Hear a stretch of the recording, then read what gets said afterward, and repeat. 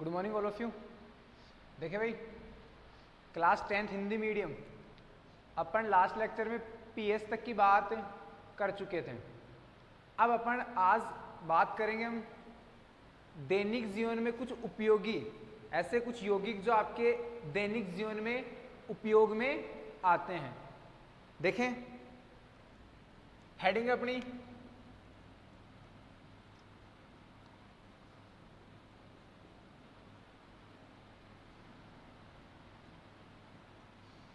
दैनिक जीवन में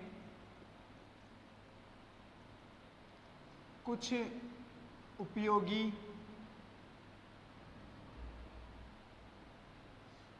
यौगिक।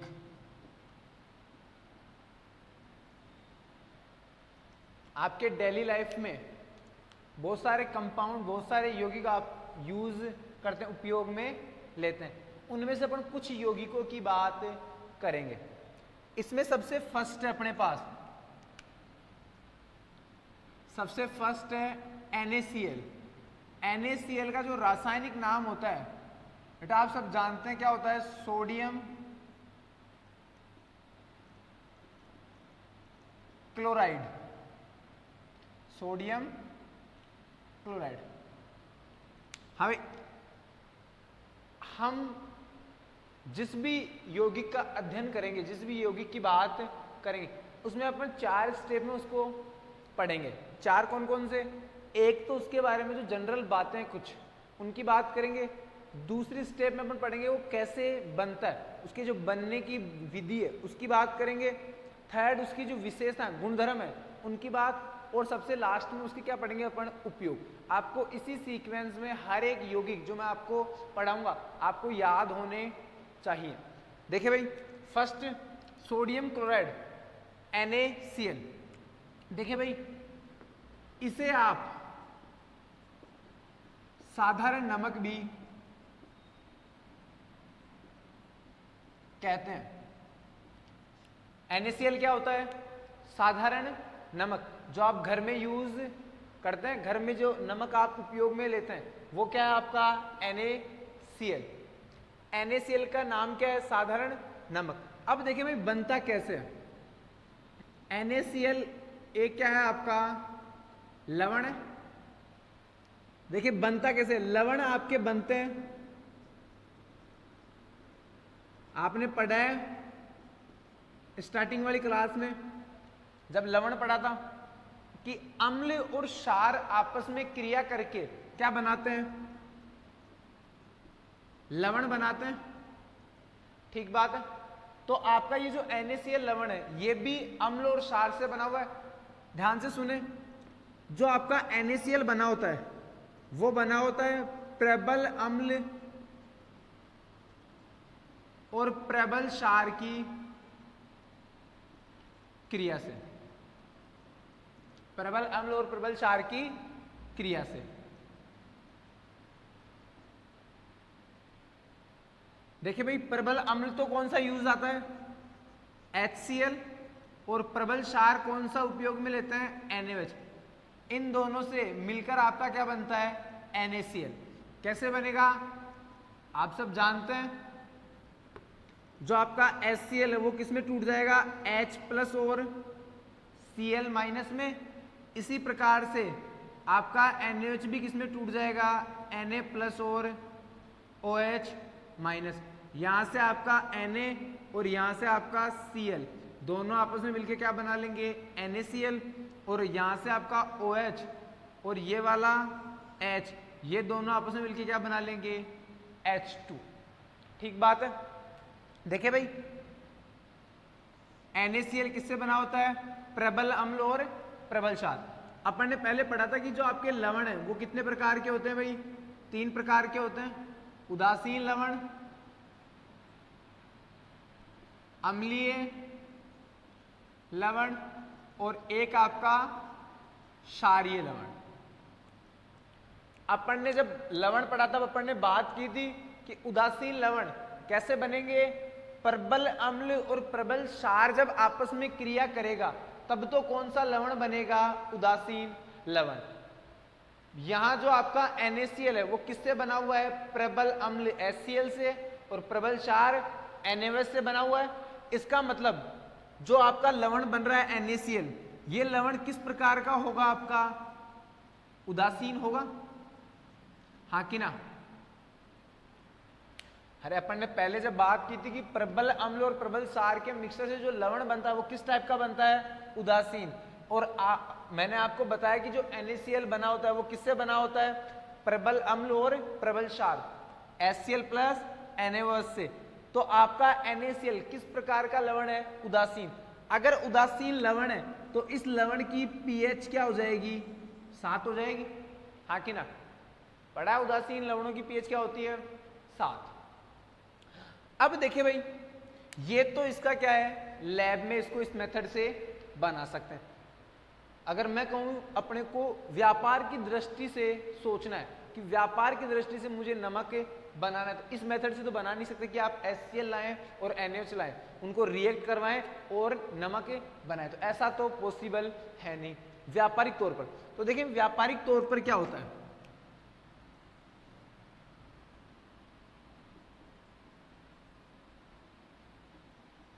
अगर आपको व्यापार की दृष्टि से नमक बनाना है तो नमक बनाया कैसे जाएगा? समुद्री जल या फिर खारे पानी को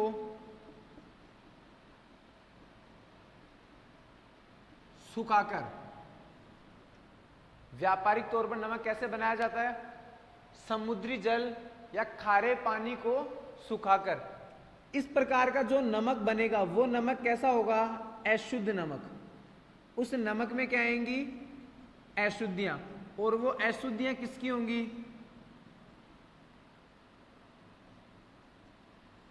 वो अशुद्धियां आपकी होंगी MgCl2 और CaCl2।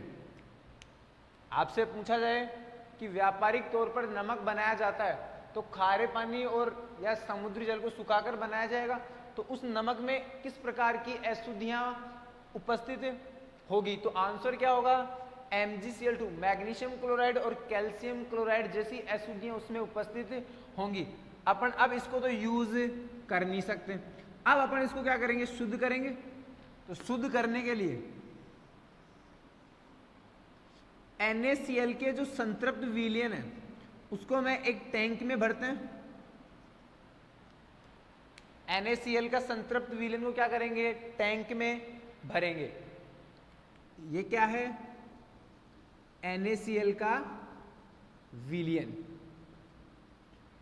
इस NaCl के विलयन में आप क्या करें? HCl गैस, किस गैस की बात कर रहा हूं? HCl गैस, हाइड्रोक्लोरिक गैस प्रवाहित करेंगे तो अशुद्धियां तो बाहर चली जाएगी और आपका शुद्ध NaCl पैंदे में क्या हो जाएगा? अवक्षेपित हो जाएगा। बात समझ पा रहे हो?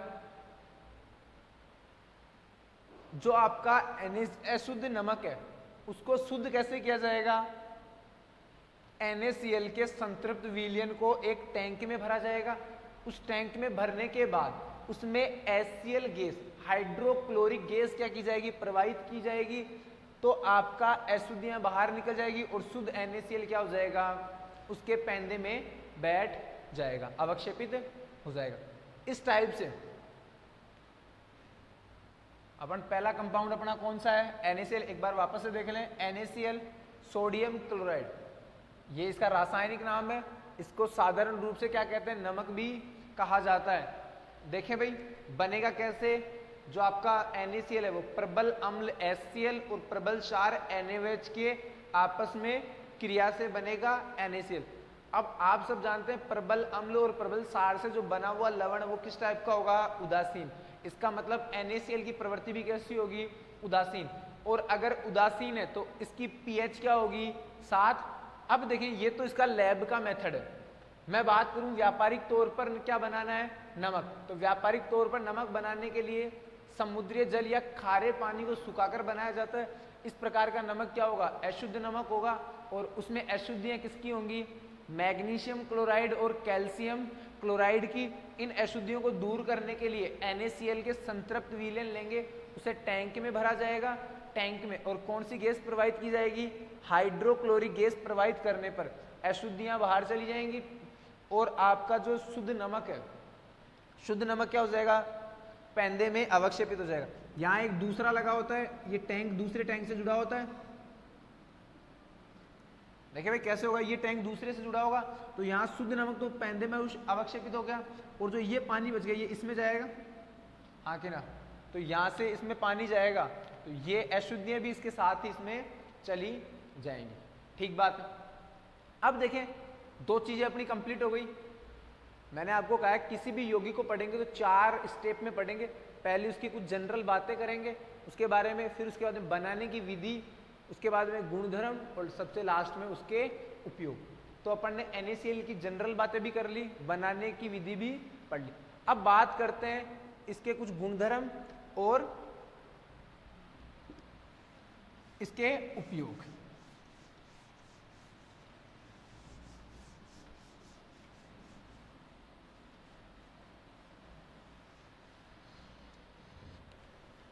देखिए भाई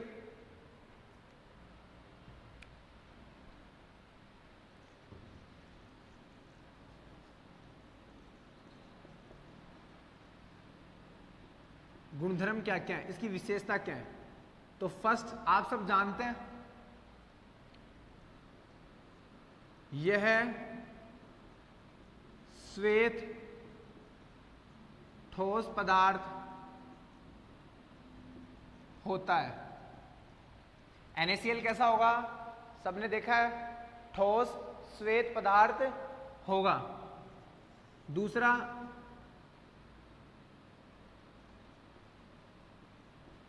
इसका गलनांक उच्च होता है।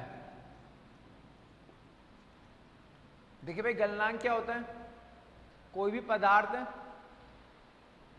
उसे अपने को पिघलाना है तो तापमान देना पड़ेगा, तापमान देना पड़ेगा। देखें कोई पदार्थ जिस तापमान पर पिघल जाता है वो उसका क्या कहलाएगा, गलनांक बिंदु। और ये प्रक्रिया जो पिघलाने की प्रक्रिया है वो क्या है, गलनांक। तो आप जब नमक को पिघलाना चाहेंगे तो आपको टेम्परेचर जो तापमान है बहुत ज्यादा लगाना पड़ेगा, तब जाके ये पिघलेगा। थर्ड ये भी आप जानते हैं जल में अत्यधिक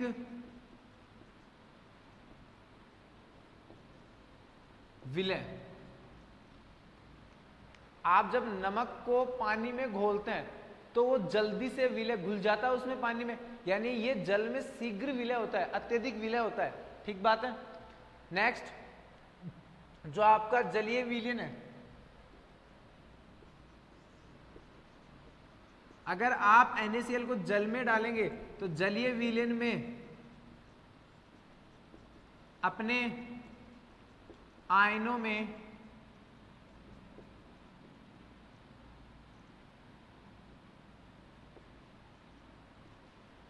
विभक्त हो जाएगा।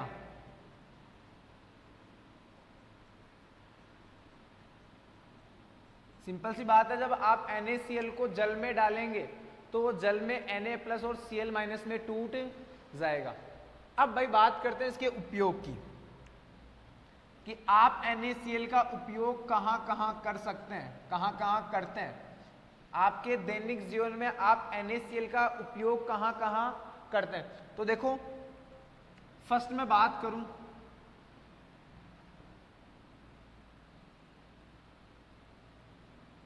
आप खाना बनाते हैं, आप तो क्या बनाते हैं घर में मम्मी वगैरह खाना बनाती है आपके, तो जब खाना बनाती है तो उसमें आप इसे साधारण नमक के रूप में यूज करते हैं। तो भोजन बनाने में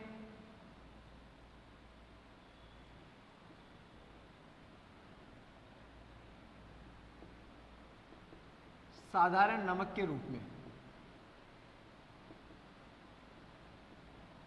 भोजन बनाने में साधारण नमक के रूप में। सेकंड उपयोग, खाद्य पदार्थों के परिरक्षण में।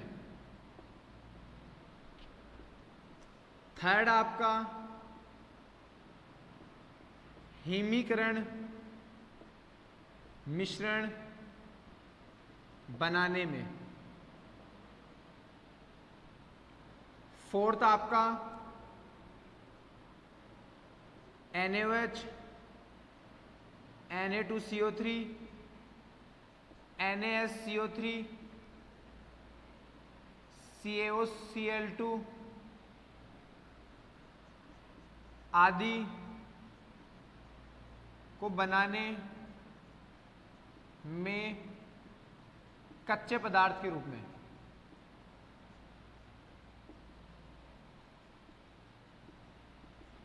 हाँ भाई देखिए, सिंपल सी बात है, आपको ज्यादा दिमाग पे जोर नहीं देना, आपको सिंपल सोचना है। आप नमक जानते हैं, नमक का उपयोग कहाँ कहाँ होगा, तो आपने देखा है। फर्स्ट तो अपने घर की बात कर लें कि जो खाना बनाया जाता है, भोजन बनाने में नमक का उपयोग किया जाएगा। दूसरा, खाद्य पदार्थों के परिरक्षण में, कि कोई खाद्य पदार्थ जल्दी से खराब ना हो, इसमें भी नमक का उपयोग किया जाता है। अब बात करते हैं हिमीकरण मिश्रण। ये क्या है? हिमीकरण मिश्रण, जैसे ही आपके दिमाग में आइसक्रीम आनी चाहिए, मैं ये बोलूं, आपके दिमाग में क्या आना चाहिए? आइसक्रीम। बचपन में खूब खाई होगी। कौन सी आइसक्रीम की बात कर रहा हूं मैं? जो गांव में वो ठेले लेके नहीं आते क्या, उन आइसक्रीम की बात कर रहा हूं। वो आइसक्रीम जब आपने कभी खाई होगी तो अंत में आपने देखा होगा उसमें नमक का स्वाद आता है। वो नमक का स्वाद, क्यों उसमें नमक डाला जाता है, क्या इसका रीजन है? हिमीकरण का मतलब जो बर्फ है, यानी आपका कोई भी बर्फ का जैसा पदार्थ बनाना अपने को, तो वो जल्दी से ना पिघले।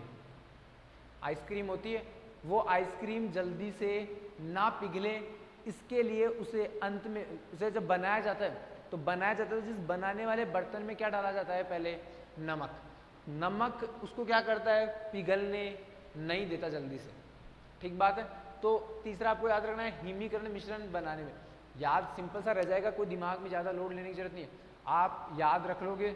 सिंपल सी बात, आइसक्रीम जब अपन खाते हैं वो, तब उसमें अंत में नमक का स्वाद आता है। नमक का स्वाद, उसमें नमक क्यों मिलाया जाता है?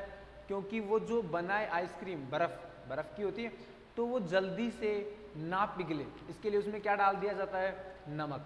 तो हिमीकरण मिश्रण बनाने में।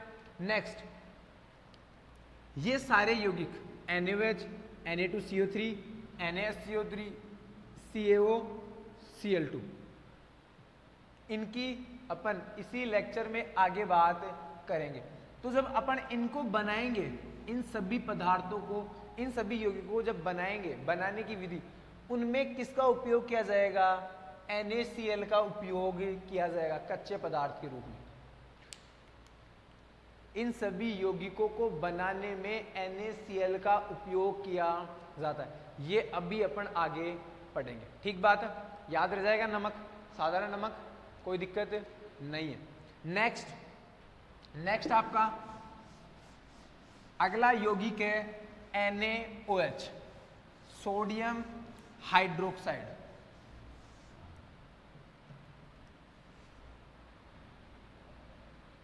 अगला कौन सा है अपना? NaOH।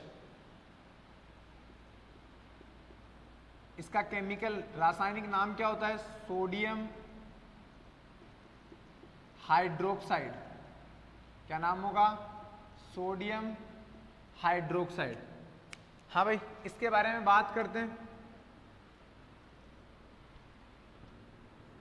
इसे कास्टिक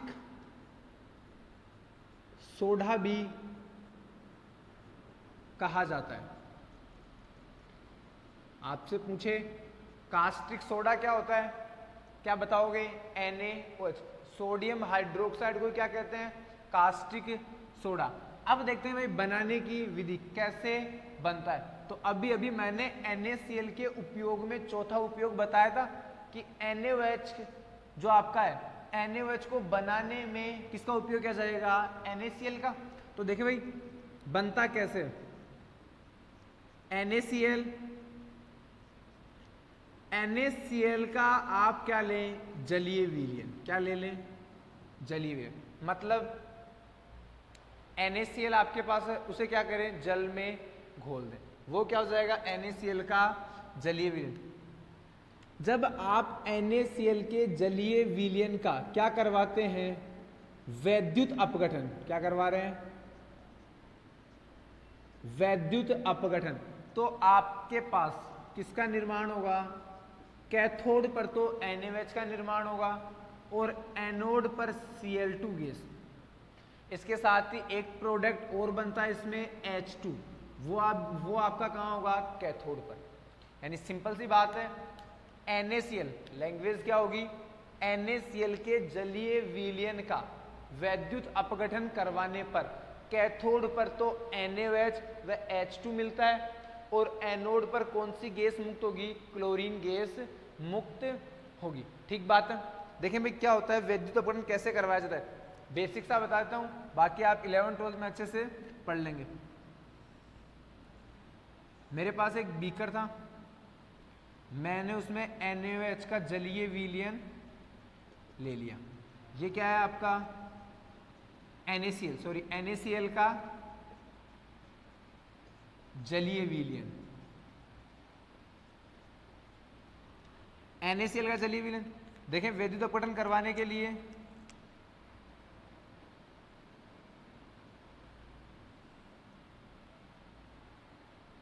ये है इलेक्ट्रोड। ये क्या होता है, इलेक्ट्रोड, किसी ना किसी धातु के बने होते हैं, इनको कहते हैं इलेक्ट्रोड।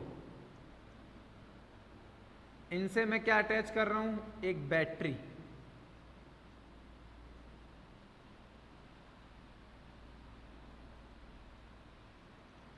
बैटरी मैंने इनसे जोड़ दी तो करंट जाएगा इलेक्ट्रोड में। जब ये इलेक्ट्रोड में करंट जाएगा तो ध्यान से देखें, इसके अंदर कौन है इस विलयन में, एक तो जल है और एक क्या है, NaCl। तो जो आपका NaCl है वो किस में टूट जाएगा, Na+ और Cl- में। ठीक बात है। ऐसे ही आपका इसमें H2O भी होगा, तो H2O भी किस में टूट जाएगा, H+ और OH- में। मैं इसके कितने अणु ले रहा हूं, 2। इसके भी कितने, जल के भी अणु कितने ले रहा हूं, 2। तो आप सब जानते हैं NaCl के 2 अणु होंगे, तो उससे 2 ही Na+ बनेगा और 2 ही Cl-। ऐसे ही H2O में भी 2 ही H+ और 2 ही OH-। ये दोनों Na इन 2 OH से रिएक्ट करके क्या बना लेंगे, NaOH। ये बैलेंस करना अपन आगे सीखेंगे। ये जो मैंने अणु आगे लगाया नंबर, वो अपन अगले चैप्टर में सीखेंगे। अपने पास क्या बन गया, NaOH बन गया कैथोड पे। ये तो कहाँ बनेगा, इस कैथोड पे। ये वाला तो आपका क्या है, इस इलेक्ट्रोड का नाम होता है कैथोड और इस इलेक्ट्रोड का नाम होता है एनोड। साथ ही ये दोनों Cl आपस में रिएक्ट करके क्या बना लेंगे, Cl2। ये दोनों हाइड्रोजन आपस में रिएक्ट करके क्या बनाएंगे, H2।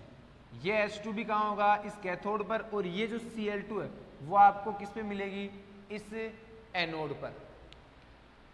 ठीक बात है, बात समझ में आ गई। वैद्युत अपघटन कैसे, बीकर लिया अपन ने, उसमें सॉल्यूशन डाल दिया NaCl का जलीय विलयन, और अपन इसमें 2 इलेक्ट्रोड लगा दिए, एक का नाम होगा कैथोड और दूसरे का एनोड। इनको बैटरी से अटैच किया, बैटरी से अटैच करके जब अपन ने इनमें विद्युत धारा प्रवाहित की तो आपका NaCl भी किसमें टूट जाता है, Na+ और Cl-, और H2O भी किसमें टूट जाएगा, H+ और OH-। इस प्रकार से Na+ और OH- क्या बना लेंगे, NaOH किस पे, कैथोड पे, और आपका Cl, दोनों Cl आपस में मिलकर Cl2 बनाते हैं, ये किस पे बनाएंगे, एनोड पे। और आपका जो H2 है, दोनों H+ ये आपस में मिलकर क्या बनाएंगे, H2 बना लेंगे, और वो आपकी कहाँ होगी, कैथोड पे। अब देखें भाई, 2 स्टेप कंप्लीट, अपनी 3rd स्टेप गुणधर्म। अब इसके क्या पढ़ेंगे, गुणधर्म। फर्स्ट की बात करूं, यह है श्वेत चिकना पदार्थ। आपका NaOH जो कास्टिक सोडा है वो कैसा होता है, श्वेत चिकना पदार्थ। नेक्स्ट मैं बात करूं, इसका गलनांक 591 केल्विन होता है। ठीक बात है।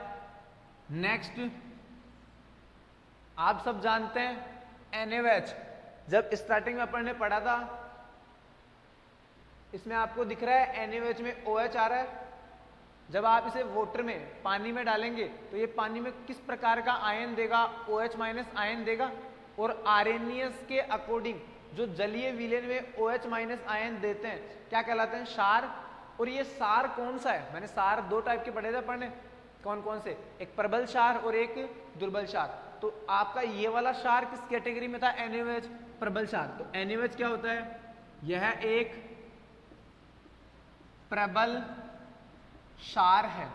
और जब प्रबल क्षार है तो ये जलीय विलयन में कंप्लीटली टूटेगा, पूरा टूटेगा। प्रबल कौन थे? जो जलीय विलयन में जितने अणु आपने लिए हैं उतने के उतने अणु अगर जलीय विलयन में टूट जाते हैं, आयनित हो जाते हैं, तो प्रबल कहलाता है, चाहे वो अम्ल हो या क्षार। तो ध्यान से सुने, फोर्थ क्या है? जलीय विलयन में अपने आयनों में विभक्त हो जाते हैं। क्या बात सबको समझ में आ गई? अरे एक चीज सिंपल सी है, प्रबल क्षार है। अपन ने कहा था प्रबल क्षार की परिभाषा क्या थी? ऐसे क्षार जो जलीय विलयन में पूर्णतया आयनित होते हैं, क्या कहलाते हैं? प्रबल क्षार। इसका मतलब क्या था? इस लाइन का मतलब था सिंपल सा, आप क्षार के कितने भी अणु ले लें, 10, 20, 100, वो आप जल में डालें तो पूरे के पूरे क्या होंगे? आयनित हो जाएंगे, Na+ और OH- में टूट जाएंगे। ठीक बात है। अब इसके अलावा नेक्स्ट अपना क्या होगा? उपयोग। फोर्थ स्टेप क्या है? उपयोग। तो ध्यान से सुने, NaOH के उपयोग कहां कहां किए जाएंगे? फर्स्ट, साबुन बनाने में, साथ ही वस्त्र उद्योग व कागज उद्योग में भी इसका उपयोग किया जाता है। सेकंड, ये मैं जब आपको साबुन पढ़ाऊंगा तब बताऊंगा कि साबुन बनाने में NaOH का उपयोग होता है या नहीं होता। वहां अपन पढ़ेंगे कैसे इसका उपयोग होगा। तो अपन अभी तो याद रखना है साबुन बनाने में, इसके साथ ही वस्त्र उद्योग और कागज उद्योग। सेकंड, बॉक्साइट के धातु क्रम में। हाँ भाई, इसमें पहला क्वेश्चन, सर बॉक्साइट क्या होता है, उसके बाद में उसका धातु क्रम क्या होता है। तो सिंपल सी बात, यहां पर बेसिक समझेंगे, बाकी इसको कहां पढ़ेंगे ये मैं आपको बताता हूं। धातु क्रम 12th केमिस्ट्री में कंप्लीट, 12वीं की केमिस्ट्री में आपका ये पूरा चैप्टर है धातु क्रम का, मेटलर्जी। उसमें आप पढ़ेंगे कि बॉक्साइट का धातु क्रम क्या। अभी थोड़ा सा हल्का सा अपन देख लेते हैं क्या होता है। देखिए धातु क्रम क्या है। धातु क्रम एक प्रोसेस है, एक विधि है जिसमें अपन क्या करते हैं, अयस्क से शुद्ध धातु प्राप्त करते हैं। अयस्क से शुद्ध धातु का निष्कर्षण किया जाता है। जैसे अपन बात करें, ये बॉक्साइट क्या होता है। बॉक्साइट क्या है? एल्यूमिनियम का अयस्क। एल्यूमिनियम का अयस्क। देखिए भाई, अयस्क क्या होते हैं? अयस्क खनन क्रिया द्वारा, खोदने वाली जो क्रिया, जमीन खोद के खनन क्रिया द्वारा प्राप्त होगा अपने को। अब आप जानते हैं एल्यूमिनियम, अपन ये भी कहें जैसे सोने की बात करें, आप वहां पढ़ेंगे सोना जो गोल्ड है उसका निष्कर्षण कैसे होता है। सोना अपने को डायरेक्ट तो खोदने में मिलता नहीं है कि आपने जमीन खोदी, सोना निकला, आपने उठाया, अपने घर काम में ले लिया, ऐसा तो कुछ है नहीं।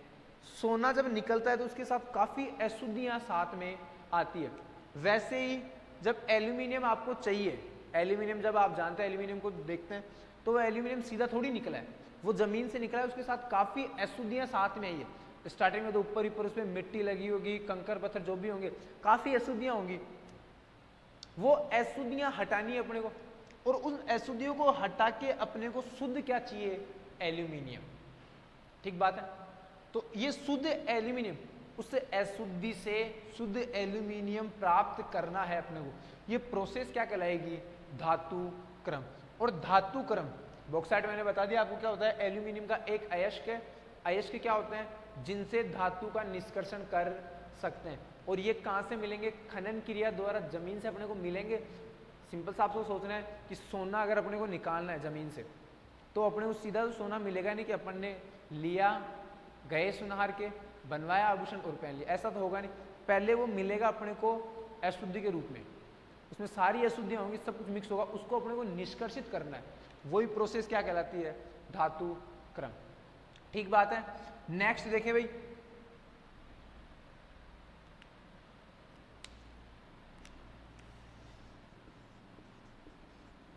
पेट्रोलियम पदार्थों के निष्कर्षण में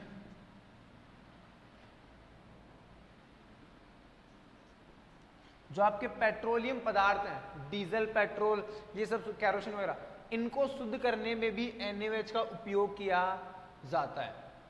जैसे अपन ने कहा है कि बॉक्साइट को शुद्ध, अपने को जो बॉक्साइट है उससे एल्यूमिनियम प्राप्त करने के लिए अपन किसका उपयोग करेंगे, NaOH का उपयोग करेंगे।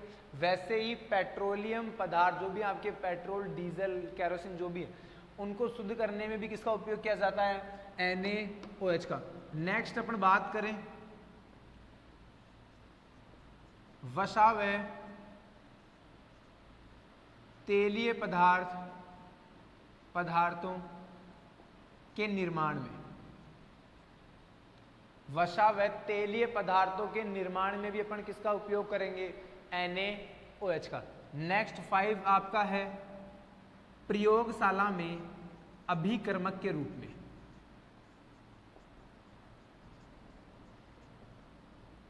लैब जो है, देखिए अभिकर्मक 11th में अच्छे से पढ़ेंगे अपन डिटेल से क्या होता है। मैं आपको हल्का सा बताता हूँ अभिकर्मक के बारे में। कोई भी अपने पास पदार्थ है, उस पदार्थ पे अगर मैं ऐसा कोई पदार्थ डालूं जो उस पर क्रिया करे, अपन ने जैसे मैं बात करूं कि आपके पास ऐसा कोई भी पदार्थ है, आपने वो पदार्थ किसी पे डाला और वो वहां जाके क्रिया कर रहा है, इसका मतलब वो क्या कहलाएगा, अभिकर्मक। और अभिकर्मक के रूप में आपका क्या यूज में किया जाता है, NaOH को यूज किया जाता है। ठीक बात है। एक बार वापस से पूरा कंप्लीट देख लें। NaOH, इसका जो रासायनिक नाम है वो क्या हुआ, सोडियम हाइड्रोक्साइड। इसको कास्टिक सोडे के नाम से भी जाना जाता है। आपसे अगर कभी क्वेश्चन पूछ ले कास्टिक सोडा क्या होता है, तो आप क्या बताएंगे, NaOH को ही क्या कहते हैं, कास्टिक सोडा। बनता कैसे है, NaCl के जलीय विलयन के वैद्युत अपघटन से। कैथोड पर तो क्या होगा, मिलेगा अपने को NaOH, और एनोड पर Cl2 गैस। अब बात करें नेक्स्ट इसके गुणधर्म की। गुणधर्म कैसा होता है, श्वेत चिकना पदार्थ है, गलनांक इसका 594 कैलोरी होता है। आप सब जानते हैं NaOH क्या है, एक प्रबल क्षार। ये सारी चीजें अपन ने पीछे पढ़ भी रखी है, तो याद करने में ज्यादा दिक्कत नहीं आएगी। प्रबल क्षार होता है, और आप सब जानते हैं अगर प्रबल क्षार है तो जलीय विलयन में पूर्णतः क्या होगा, आयनित होगा। तो पूर्णतया क्या होगा, जलीय विलयन में आयनित हो जाएगा। अब उसके बाद देखते हैं उपयोग। उपयोग याद रखना है, साबुन बनाने में, वस्त्र उद्योग और कागज उद्योग में भी इसका उपयोग होता है। इसके साथ ही बॉक्साइट के धातु क्रम में, पेट्रोलियम पदार्थों के शुद्धिकरण में, वसा व तेलीय पदार्थों के निर्माण में, और लास्ट में प्रयोगशाला में अभिकर्मक के रूप में। यहां तक सबको क्लियर है।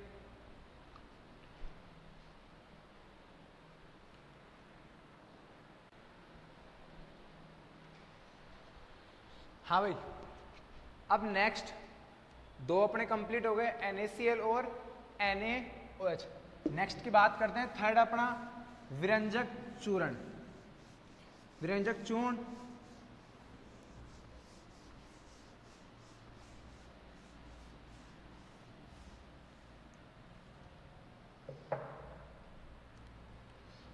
थर्ड कौन सा अपना विरंजक चूर्ण।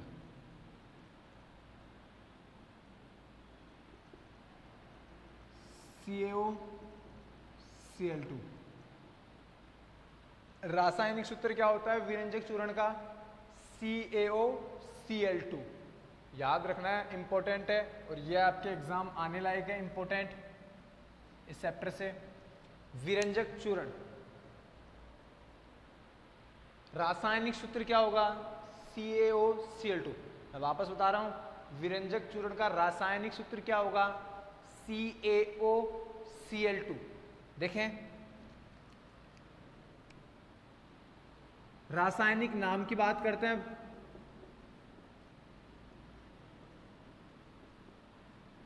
विरंजक चूर्ण का रासायनिक नाम, रासायनिक नाम क्या होता है? जो रासायनिक सूत्र द्वारा लिखा जाता है। तो इसका रासायनिक सूत्र क्या है? CaOCl2।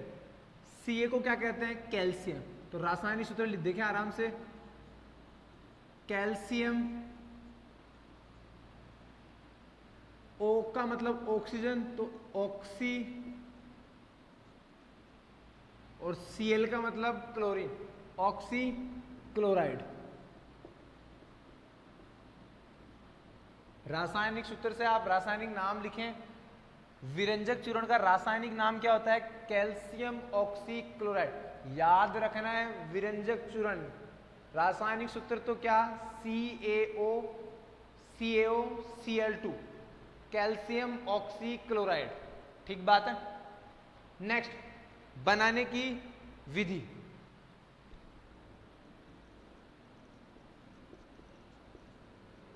बनाने की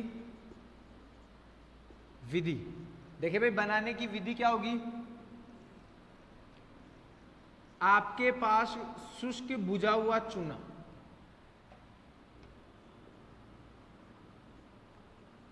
शुष्क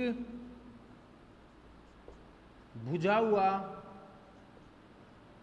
चूना, इसकी भी बात कर लेते हैं। शुष्क भुजा हुआ चूना क्या होगा? CaCaOH का होल ट्वाइस। इसका मतलब, इसका नाम आप सब जानते हैं। इसका रासायनिक नाम, अगर आपसे कहा जाए भुजे हुए चूने का रासायनिक नाम क्या होता है, तो आप क्या बताएंगे? Calcium hydroxide. क्या होगा? कैल्शियम हाइड्रोक्साइड, CaOH का होल ट्वाइस। याद रह जाएगा, CaOH के होल ट्वाइस को तो अपन क्या कहते हैं? शुष्क भुजा हुआ चूना। अगर इसके साथ ही मैं बात करूं CaO, इसको कहते हैं बिना भुजा हुआ चूना। बिना भुजा हुआ चूना, बिना भुजा हुआ चूना। और देखिए भाई, इसका जो रासायनिक नाम है वो क्या है? Calcium oxide. दोनों बातें याद रखनी है। बिना भुजा हुआ चूना, रासायनिक सूत्र क्या होगा? CaO। इसका मतलब, इसका नाम क्या होगा? रासायनिक नाम कैल्शियम ऑक्साइड। सिंपल सी एक लाइन में कहूं तो कैल्शियम ऑक्साइड तो आपका बिना भुजा हुआ चूना कहलाता है। दूसरी, कैल्शियम हाइड्रोक्साइड आपका भुजा हुआ चूना कहलाता है। अब देखिए, ये दोनों बात याद रखनी है। अब बात करें अपन अपनी मेन बनाने की विधि की बात कर रहे हैं, किसकी? विरंजक चूर्ण। विरंजक चूर्ण कैसे बनाया जाता है? ध्यान से सुने। जब शुष्क भुजा हुआ चूना, जब शुष्क भुजे हुए चूने पर क्लोरीन गैस प्रवाहित की जाए, क्या प्रवाहित की जाए? क्लोरीन गैस, Cl2 गैस प्रवाहित की जाए, तब आपके किसका निर्माण होता है? विरंजक चूर्ण का निर्माण होता है। यह आपकी क्या है? विरंजक चूर्ण। बात सबको समझ में आ गई? देखिए, बना कैसे है? सिंपल सा है, कोई ज्यादा हार्ड नहीं है। शुष्क भुजे हुए चूने की क्रिया किससे करवाई है? Cl2 गैस, उस पर Cl2 गैस प्रवाहित, भुजा हुआ चूना था आपके पास, आप उस पर अगर Cl2 गैस प्रवाहित करवाएंगे तो आपका क्या बन जाएगा? विरंजक चूर्ण बन जाएगा, साथ में वाटर बाहर निकल जाएगा। अब देखिए भाई, अपने पास ये बन गया विरंजक चूर्ण। वापस से देख ले एक बार, विरंजक चूर्ण का रासायनिक सूत्र क्या होता है? CaOCl2। रासायनिक नाम क्या होगा? Calcium oxychloride. बनाने की विधि क्या होगी? भुजे हुए चूने, शुष्क भुजे हुए चूने पर अगर क्लोरीन गैस प्रवाहित की जाती है तो आपका क्या बनता है? विरंजक चूर्ण बनता है। अब देखें भाई विरंजक चूर्ण के गुणधर्म।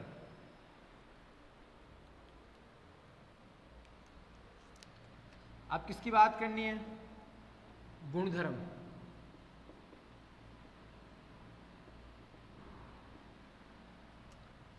गुणधर्म में मैं बात करूं, फर्स्ट यह है पीला ठोस पदार्थ होता है। आपका विरंजक चूर्ण कैसा होगा? पीला ठोस पदार्थ होगा। नेक्स्ट दूसरा इंपॉर्टेंट गुणधर्म है, जब आप विरंजक चूर्ण की रिएक्शन, अगर आप विरंजक चूर्ण की अभिक्रिया किससे करवा दें? तनु अम्ल से।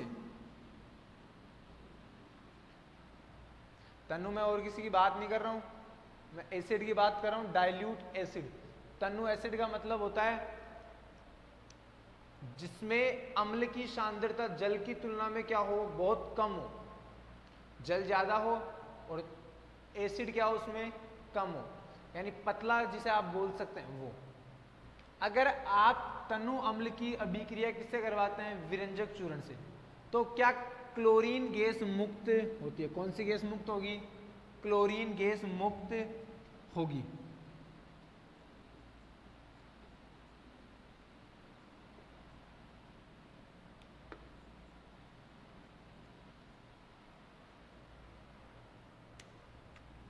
सॉरी इधर दिख नहीं रहा होगा आपको।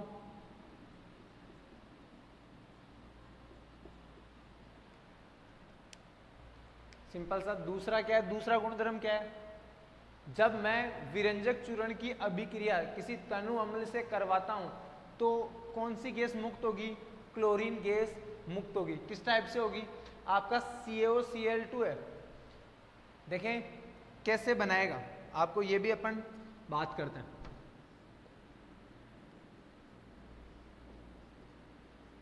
कुछ इस टाइप से आपका क्या होता है विरंजक चूर्ण, इस टाइप से होगा। अब ध्यान से सुने, टूटता कैसे है? टूटना देखें, क्लोरीन और ऑक्सीजन दोनों में से पावरफुल कौन होगा? ऑक्सीजन होगा। और ऑक्सीजन पावरफुल है तो ऑक्सीजन इस क्लोरीन, आपको पता है इस बॉन्ड में 2 इलेक्ट्रॉन है, एक इलेक्ट्रॉन तो किसका है? क्लोरीन का, और एक किसका है? ऑक्सीजन का। ऑक्सीजन ज्यादा पावरफुल है, जब ये टूटेंगे ब्रेक होगा बॉन्ड तो ये क्लोरीन का इलेक्ट्रॉन भी किसके पास आ जाएगा? ऑक्सीजन के पास। तो इसने अपना एक इलेक्ट्रॉन गवा दिया तो ये तो क्या बनाएगा? Cl+। ये तो क्या बना लेगा? Cl+। ऑक्सीजन पे एक तो इसका खुद का है तो कोई चार्ज नहीं आएगा, लेकिन इसने क्लोरीन का भी एक इलेक्ट्रॉन एक्सेप्ट कर लिया तो इस पे कैसा चार्ज आएगा? नेगेटिव चार्ज आ जाएगा 1। ठीक बात है। ऐसे ही इस बॉन्ड में देखें, इस बॉन्ड में वही 2 इलेक्ट्रॉन, एक इलेक्ट्रॉन किसका? कैल्शियम का, और एक इलेक्ट्रॉन किसका? ऑक्सीजन का। दोनों में से फिर पावरफुल कौन है? ऑक्सीजन पावरफुल है, तो ऑक्सीजन इस बॉन्ड के इलेक्ट्रॉन को अपनी ओर क्या करेगा? अट्रैक्ट करेगा। अट्रैक्ट करेगा तो यहां से ये ले जाएगा। तो अब देखें ऑक्सीजन अलग हो गया, और अलग किस फॉर्म में हो गया? इसने खुद के तो इलेक्ट्रॉन अपने पास रख लिए, पर 2 इलेक्ट्रॉन इसने एक्स्ट्रा ले लिए, एक तो Cl से और एक कैल्शियम से, तो इस पे -2 चार्ज आ जाएगा। ठीक बात है। नेक्स्ट मैं बात करूं कैल्शियम की। कैल्शियम के पास एक पॉजिटिव तो आ गया। कैसे आ गया? क्योंकि इस बॉन्ड में इसका एक इलेक्ट्रॉन था, वो कौन ले गया? ऑक्सीजन ले गया। इस पे एक तो पॉजिटिव पहले से आ गया। अब देखिए ये वाला बॉन्ड है, इसमें एक इलेक्ट्रॉन कैल्शियम का है और एक किसका है? क्लोरीन का। दोनों में से पावरफुल अब कौन होगा? Powerful chlorine. तो क्लोरीन पावरफुल है, तो क्लोरीन इस कैल्शियम के एक इलेक्ट्रॉन को और ले आएगा। जैसे ये इलेक्ट्रॉन लेके आएगा तो यहाँ तो ये क्या बना लेगा, Cl माइनस, क्योंकि Cl तो क्या कर लेगा, खुद का इलेक्ट्रॉन उसकी खुद के पास है, उसने एक एक्स्ट्रा ले लिया। अपन ने पहले ही कहा था कि अगर कोई भी परमाणु अगर एक इलेक्ट्रॉन ग्रहण करता है तो उस पर कौन सा चार्ज आएगा, नेगेटिव चार्ज आएगा, और अगर कोई दान करता है तो उस पर पॉजिटिव। इसने दान कर दिया तो इस पर पॉजिटिव, इसने ग्रहण किया तो इस पर, इसके पास एक की कमी तो कौन कर गया, एक तो इसका कौन ले गया, ऑक्सीजन, और एक कौन ले गया, क्लोरीन। तो इस पर कितने का कमी हो गई, 2 की कमी होगी, तो प्लस का 2, यानी इसने क्या बना लिया, कैल्शियम प्लस 2। यहां तक सबको बात समझ में आ गई। विरंजक चूर्ण CaOCl2 से कौन कौन बन गया, एक तो Cl प्लस, एक Cl माइनस, एक ऑक्सीजन -2 और एक कैल्शियम +2। यहाँ आए H2SO4 में, जब आप H2SO4 को देखेंगे तो सिंपल सा टूटेगा, H+ बनाएगा 2 तो, और एक क्या बना लेगा, SO4 -2। अब देखिए ध्यान से, ये 2 H+, इस एक हाइड्रोजन के पास कितने की कमी है, 1 की। लेकिन ऐसे कितने हाइड्रोजन है, 2 हाइड्रोजन है, मैं इनको एक साथ लिखता हूं। इस हाइड्रोजन के पास 1 की कमी है, 1 इलेक्ट्रॉन की, और इसके पास भी 1 इलेक्ट्रॉन की कमी है। इस ऑक्सीजन के पास 2 इलेक्ट्रॉन एक्स्ट्रा है या नहीं है, दिख रहे हैं आपको, इसने लिए छीने इनसे, तो इसके पास 2 इलेक्ट्रॉन एक्स्ट्रा है। ये ऑक्सीजन 1 इलेक्ट्रॉन तो इस हाइड्रोजन को देगी, 1 इलेक्ट्रॉन इस हाइड्रोजन को। जब ये देंगी तो 2 तो हाइड्रोजन और 1 ऑक्सीजन, ये टोटल क्या बना लेंगे, H2। क्या बना लेंगे, H2।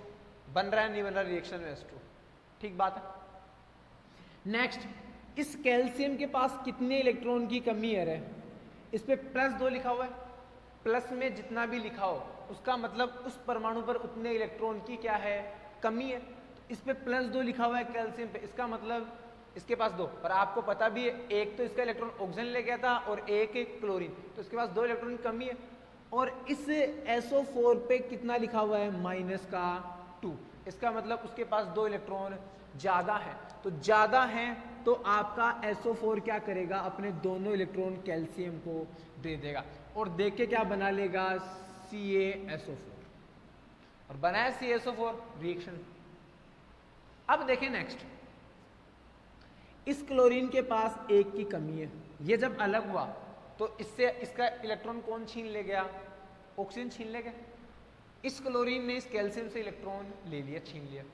अब ये दोनों क्या कहेंगे, कोई बात नहीं, अपना भाई तो है, दोनों एक ही ग्रुप के हैं, एक ही आदमी, तो ये क्या कहेगा, 1 इलेक्ट्रॉन तू मेरा पकड़, और ये दोनों आपस में क्या बना लेंगे, Cl2, क्लोरीन गैस, और ये रिएक्शन में क्या होगी, मुक्त होगी। सिंपल सी बात है, जब विरंजक चूर्ण तनु अम्ल से क्रिया करता है तो वो कौन सी गैस मुक्त करेगा, क्लोरीन गैस क्या करेगा, मुक्त करेगा। नेक्स्ट,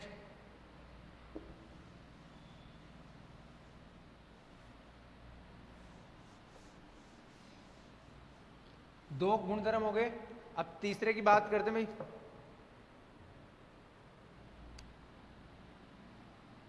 जब आप विरंजक चूर्ण को वायु में खुला छोड़ते हैं तो भी वो क्लोरीन गैस मुक्त करेगा। ध्यान से सुनना है, जब आप विरंजक चूर्ण को वायु में खुला छोड़ते हैं तो भी वो कौन सी गैस मुक्त करेगा, क्लोरीन गैस मुक्त करेगा। और ये क्लोरीन गैस जल से क्रिया करके, किससे क्रिया करके, H2O से क्रिया करके क्या बनाएगी, नवजात ऑक्सीजन।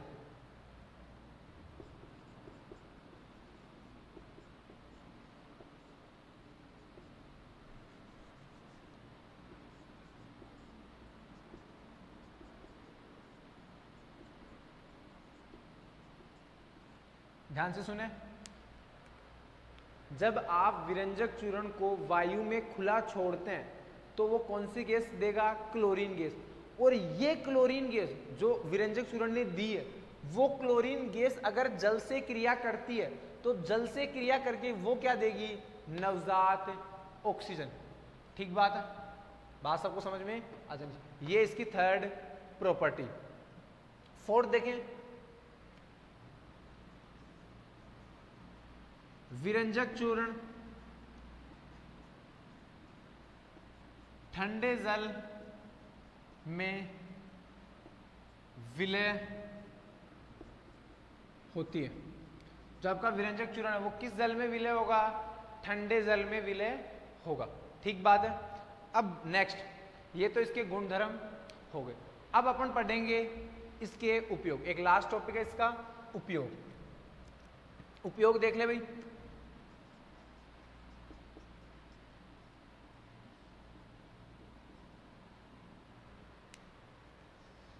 हाँ भाई, मैं आपको उपयोग बताने से पहले एक चीज बताता हूं। विरंजक, इसका सिंपल सा मतलब होता है, आपको याद रखना है, रंगना। क्या मतलब होता है? रंगना। रंगने से मतलब कलर देना। ठीक बात है। जैसे अब देखें, कपड़ों की रंगाई होती है नहीं होती? होती है रंगाई। अरे कपड़े रंगे जाते हैं, उनमें प्रिंट वगैरह दिए जाते हैं अच्छे अच्छे। जैसे किसी आप जानते हैं कि कोई भी अगर आपकी शर्ट वगैरह पैंट वगैरह कलर चला जाता है तो आप धोबी से करके या फिर अपने घर वो एक लेके जाते हैं कलर वाली, उसमें क्या देते हैं? वापस कलर देते हैं। तो वो क्या है? विरंजक। उसमें विरंजक चूर्ण होता है। तो एक तो विरंजक चूर्ण का उपयोग किसमें? रंगने में। और रंगा किस किस को जाता है? आप देखते हैं रंगीन कपड़े भी आते हैं, इसके अलावा रंगीन कागज भी आते हैं। तो कागजों को रंगने में और वस्त्र को रंगने। तो मैं एक तो लिख दूं,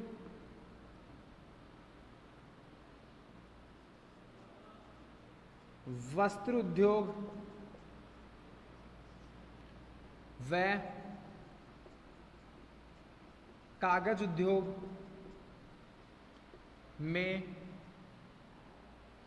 रंजक यानी रंगने के काम, इनको रंगने में किसका काम किया जाएगा? विरंजक चूर्ण का उपयोग किया जाता है।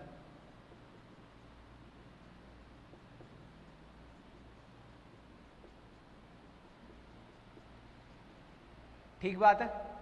समझ पा रहे हो कि आपका जो भी है कागज उद्योग और या वस्त्र उद्योग में वस्त्रों और कागजों को जो रंगने में उपयोग किया जाता है वो किसका उपयोग किया जाएगा? विरंजक चूर्ण का।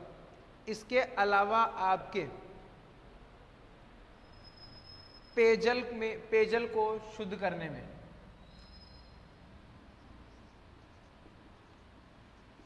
जो पीने योग्य पानी होता है उसको शुद्ध करने में भी किसका उपयोग किया जाता है? विरंजक चूर्ण का।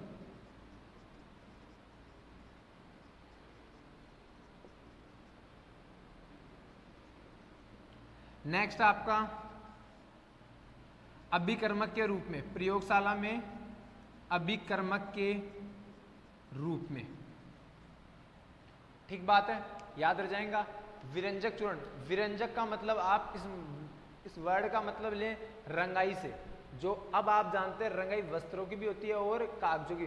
तो कागज उद्योग और वस्त्र उद्योग में वस्त्रों और कागजों को रंगने में किसका उपयोग किया जाएगा? विरंजक चूर्ण का। इसके साथ ही पेयजल को शुद्ध करने में रोगाणुनाशक के रूप में किसका उपयोग किया जाता है? विरंजक चूर्ण का।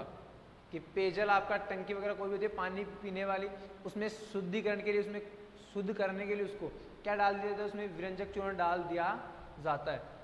और इसके अलावा अभिकर्मक के रूप में प्रयोगशाला में इसका उपयोग किया जाएगा। आज के लिए काफी है। अपन ने 3 यौगिक पढ़ लिए जो आपकी दैनिक जीवन में काम आते हैं। कौन कौन से? एक NaCl, एक NaOH और एक आपका विरंजक चूर्ण। इसके अलावा अपने पास 3 कंपाउंड और बच रहे हैं आपके सिलेबस के अकॉर्डिंग। एक आपका बेकिंग सोडा, एक आपका धावन सोडा और एक आपका POP। उनकी बात अपन नेक्स्ट लेक्चर में करेंगे।